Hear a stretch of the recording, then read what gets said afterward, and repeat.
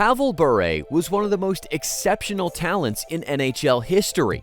From the moment he first hit the ice, it was clear that his incredible skills would make him one of the most thrilling players of his time. However, many people overlook just how dominant Bure was at his peak. He was a superstar during the low-scoring dead puck era and was on track to break records before his career was abruptly and painfully halted. In this video, we'll take a closer look at Bure's prime and explore how he came close to being one of the greatest players ever. Let's dive in. Born in Moscow, Pavel Bure faced a challenging childhood. His parents divorced when he was young, and he didn't get the chance to seriously pursue hockey until his teenage years. Although he had always dreamed of playing hockey, Bure didn't step onto the ice until he was 12 years old. Before that, he only played street hockey and even failed his first tryout for CSKA Moscow's junior team. Despite being initially cut, Bure made the team a few months later and quickly climbed the ranks of Soviet hockey. By the time he was 14, he was selected for the Soviet junior team and made his first trip to North America with them. In his final season with CSKA, Bure led the team with 35 goals, establishing himself as a top prospect for the NHL entry draft. During his time in the KHL, he played alongside future NHL stars like Sergei Fedorov and future Canucks teammates Alexander Mogilny and Igor Larionov. The 1989 NHL entry draft was a game-changer for the Vancouver Canucks when they selected Pavel Bure in the 6th round.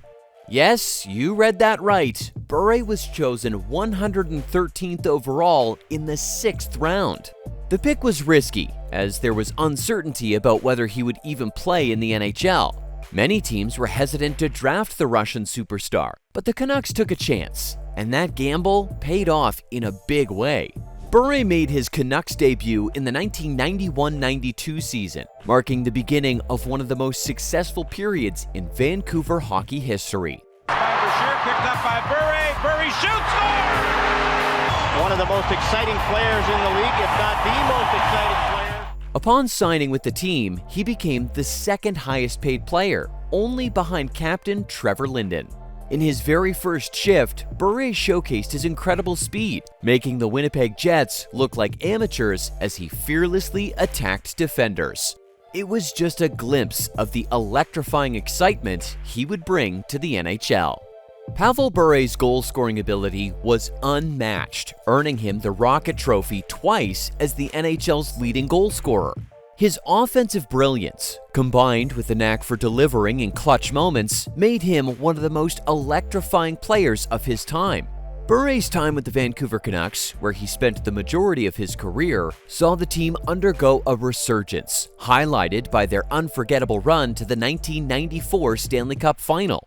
His extraordinary blend of speed, shooting accuracy, skillful hands, and athleticism made him one of the best goal scorers the sport has ever seen.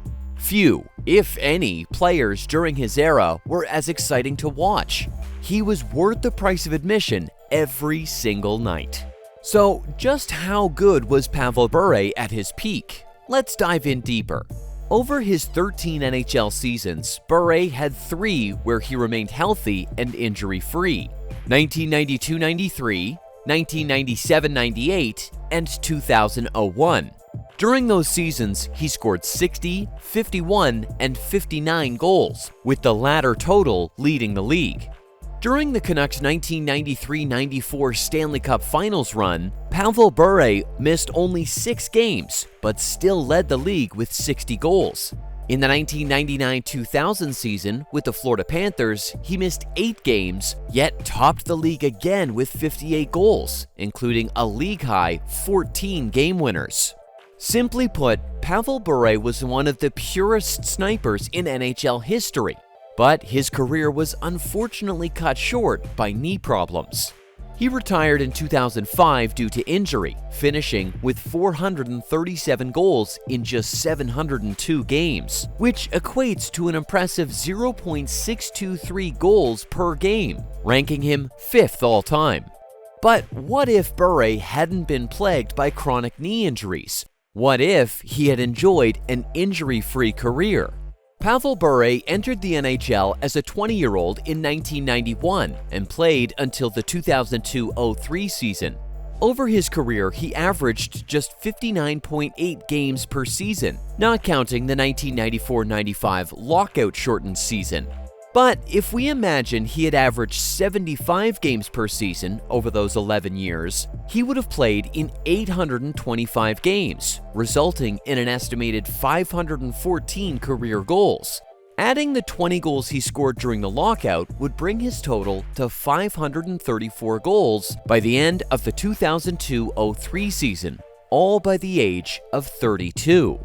But retiring at 32 is uncommon.